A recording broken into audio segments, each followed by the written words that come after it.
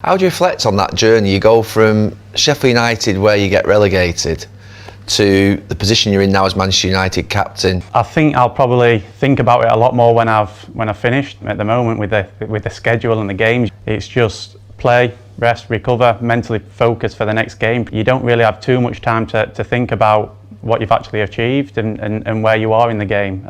People always ask me, how does it feel to be Manchester United captain? And obviously it's a huge honour. In terms of concentration, it's the word that I think, well, one of the words that Sir Alex Ferguson used most with us as defenders. How have you improved your concentration over the years? Yeah, I think it comes with experience, but I think, like you say, it's hard to improve. And it's funny that you did say about that Sir Alex, because I seen him a couple of weeks ago and I was with Luke Shaw and we were speaking to him about it, and he was asking Luke about how well he's progressed this season, and he said the main thing what's progressed for you is concentration. And then as he was leaving, he left, he said bye, and then he turned around and went to me and Luke, he went, concentration, and walked off. That's something that ultimately, now you're so reliable for club and for country, and you've developed a brilliant partnership with Luke Shaw. Is it a case of both of you needing each other on that side? Yeah, definitely. I feel like my relationship with my left back throughout my career, I've always had a good one. I built a really good one with Ben Chilwell at Leicester. I had a good one with Andy Robertson at Hull. So you've some decent left backs, haven't you? And then going forward to sort of your first game for England, but why did you turn up with your stuff in bin bags? Well, Jamie Vardy's a big part to play in that. I asked Vardy what he was going to bring his boots in, and he said a bin bag. But for me, I wasn't used to the media spotlight. I wasn't used to the attention. So tell us about the first call up for England and how you found out about it. Yeah, the first call up, obviously it was a shock. In terms of the manager, what's your relationship like with Gareth, and how is he to work under?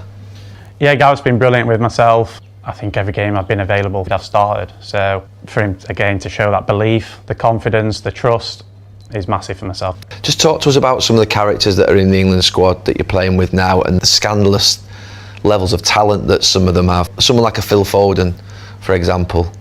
Yeah, I think the talent of these younger players, I think it's great for English football. The technical ability is something which people probably wouldn't say that we've been blessed with over the years, but the technical ability you've got, you've Phils, Jack Grealish, Maddison, Mason Mount, you could go on and name them all, Jude Bellingham.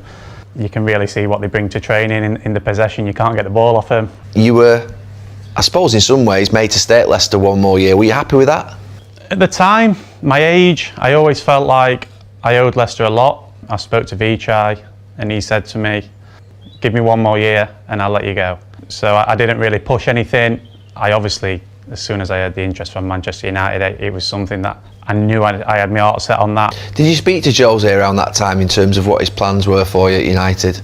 No, I think the majority of the topic was just that he sees me as playing centre-back for Manchester United, and he felt like he could improve my game a lot. So I obviously didn't get to work with him, but like I say, I have great respect for him. So 12 months later, throw it forward, and you're the subject of I suppose a bidding war between Manchester United and Manchester City, and it seems like publicly you've got a choice to make. Is that right? Yeah, there was both interested. No disrespect to Manchester City, but I've grew up watching a lot more of Manchester United football. And I mean, were you not enticed a little bit by the sort of playing football for Pep Guardiola? Did you speak to him? Yeah, I spoke to Pep, and obviously the football that they play and what he's done for the club. Great respect for Pep, and that just. Did you look at the tweets? Well, when I first joined, I probably looked at it too much. I think now I do my account, but I don't really read the comments. Obviously, sometimes you come across comments and things like that. Obviously, you're one of the leaders in the dressing room now. You're the captain. Do you look at other players in the team and sort of advise them around how to handle it? You know, young players coming through like Mason Greenwood and lads like that. Yeah, definitely. I think I give them my view, I give them my opinions, I give them my experiences. I think for younger players, it's probably at the start it's all nice and you break through and you're scoring goals, but all of a sudden if you have a couple of bad games, that's what happens when you play for this club. You've got to learn to deal with it. But I think to play at the top and play at one of the biggest clubs in the world, you've got to expect that.